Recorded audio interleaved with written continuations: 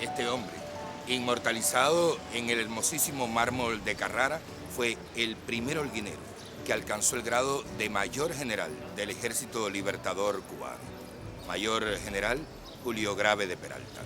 Y después de él, solamente otro holguinero llega a ese alto escalón de la jerarquía militar mambisa, Calixto García. Por eso sus estatuas en los dos parques principales de la ciudad.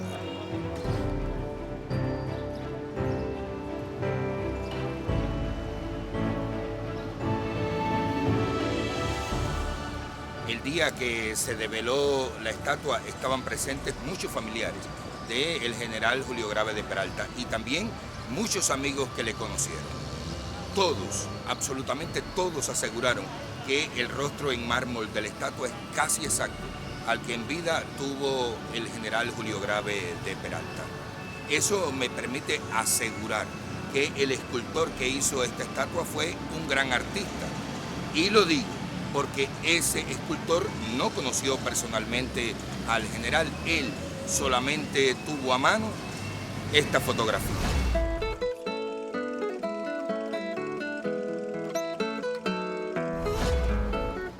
Sin embargo, y a pesar del parecido casi exacto entre el hombre de mármol y el hombre real, el día que se inauguró esta estatua, que por cierto fue el 10 de abril de 1916, ese día, les decía, los familiares y amigos de Peralta protestaron enérgicamente, considerando, como consideraban, que en esta parte del hermoso conjunto había un elemento que era ofensivo a la memoria del general holguinero.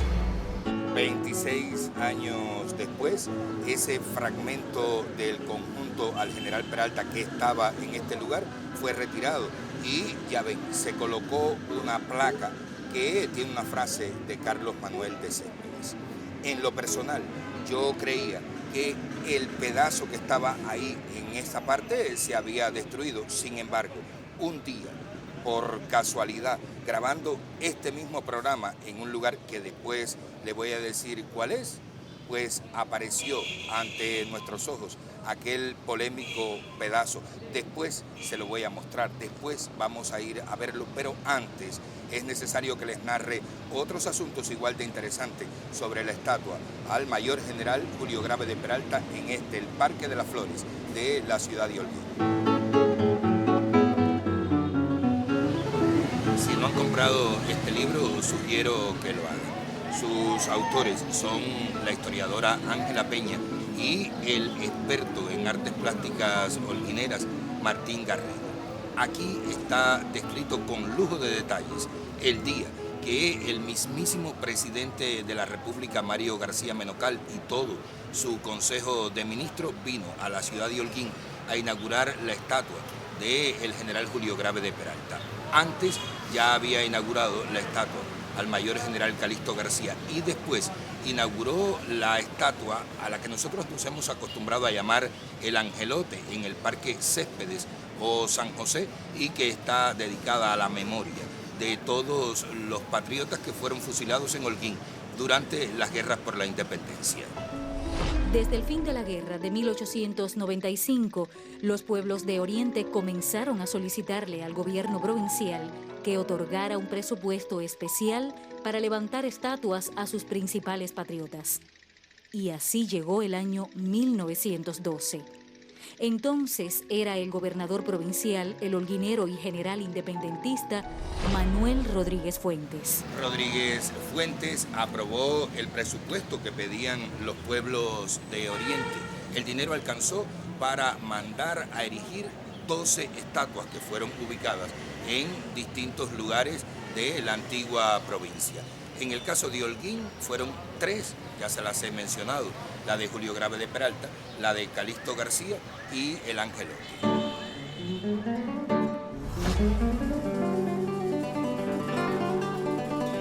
Obviamente que con el dinero no bastaba, había que buscar el escultor que creara las estatuas y para eso se libró una convocatoria internacional. Respondieron 9 escultores italianos, los 9 ya habían hecho obras en Cuba. El ganador fue Ugo Luigi Por cierto, en el libro de Ángela Peña y Martín Garrido hay una pequeña foto del hombre que hizo esta estatua y se la voy a mostrar. 2 años después llegaron desde Italia y hasta el puerto de Santiago de Cuba las estatuas. Venían por piezas en unas enormes cajas. Esta de Julio Grave de Peralta vino en 23 cajas. La de Calixto García, que es un tanto más grande, vino en 27. La del Angelote venía en menos cajas porque se diferencian. La de Julio Grave de Peralta y la de Calixto García son de mármol. El Angelote es de bronce. Pues bien, una vez en Santiago había otro problema más que resolver. ¿Cómo trasladar esas cajas que estaban llenas de las piezas de mármol sin que se dañara ninguna? Y una vez aquí, otro problema aún mayor. ¿Cómo armar las piezas para conformar el conjunto sin la presencia del escultor?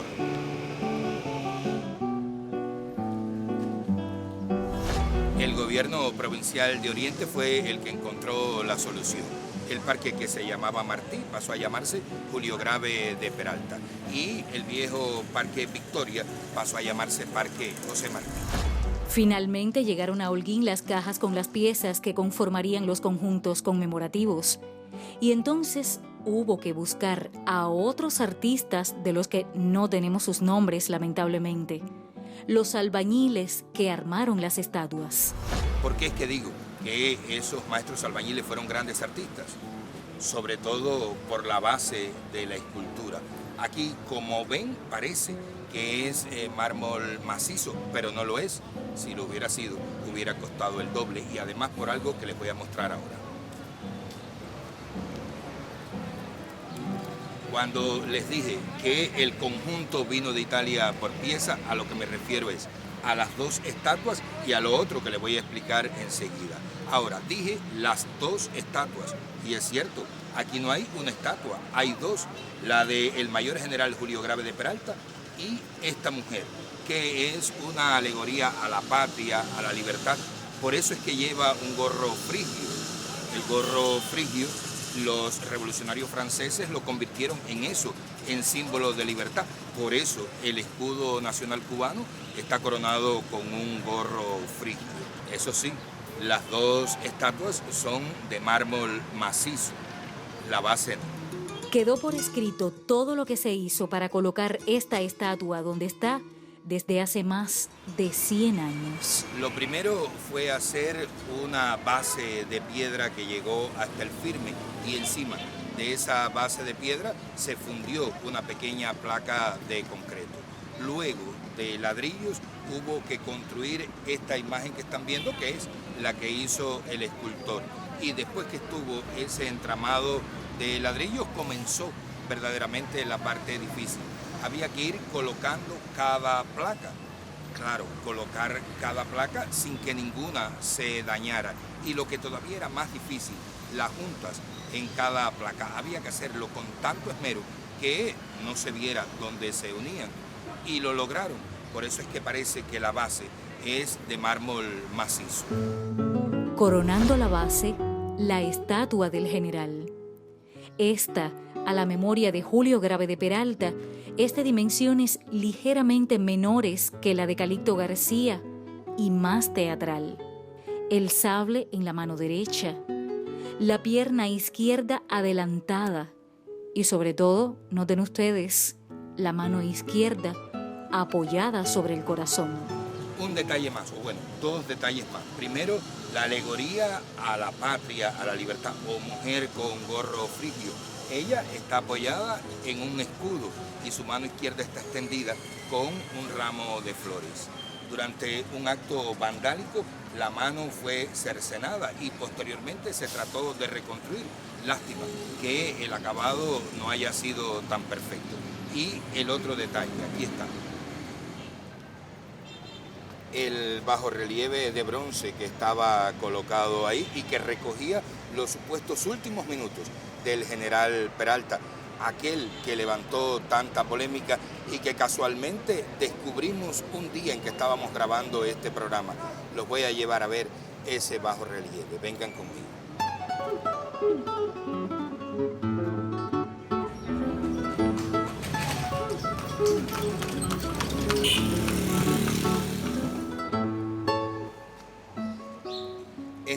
es la Logia Holguín.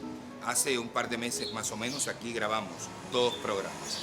Como necesitábamos un documento, fuimos hasta el lugar donde se conservan y allí, sin que se le prestara atención, sin que nadie se preocupara por ella, allí estaba la famosa tarja que tanta polémica levantó y que estaba ubicada en el monumento a Julio Grave de Peralta. En los últimos meses de su vida, el general Julio Grave de Peralta salió al extranjero comisionado para que de vuelta trajera una expedición con municiones, armamento, medicamento. Probablemente esa fue una de las misiones más difíciles de su vida. Mientras la estaba cumpliendo, el mayor general Julio Grave de Peralta llevaba un diario que se conserva en el Centro de Documentación de la Periquera. Si usted lo desea, se lo enviamos por PDF, solo tiene que enviarnos un mensaje de WhatsApp a este número que tenemos en esta parte de la pantalla.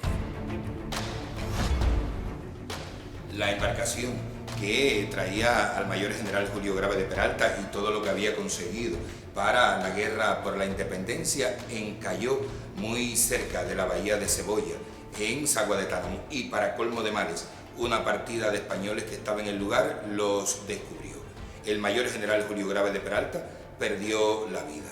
Voy a mostrarle la placa de la que le estaba hablando. En ella se sugiere que Julio Grave de Peralta fue fusilado por los españoles.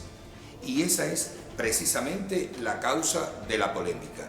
Los familiares y amigos de Peralta tienen 2 versiones de la muerte del héroe holguinero. Una, que el general se suicidó para no caer en manos enemigas. 2, que cayó en combate. Entonces, ¿cómo murió Julio Grave de Peralta? Por la polémica que esta placa suscitó cuando se inauguró la estatua de Julio Grave de Peralta, un periodista holguinero logró comunicarse por cartas con el jefe de la partida de los españoles que enfrentaron a Grave de Peralta. Esa carta se conserva y la vamos a ir a leer. Pero además aquí en la Logia Holguín nos dieron otra noticia interesante. Vive en la ciudad un tataranieto de Julio Grave de Peralta. A él lo vamos a invitar para que nos acompañe a ir a leer la carta que explica cómo murió Julio Grave de Peralta. Hasta el próximo encuentro.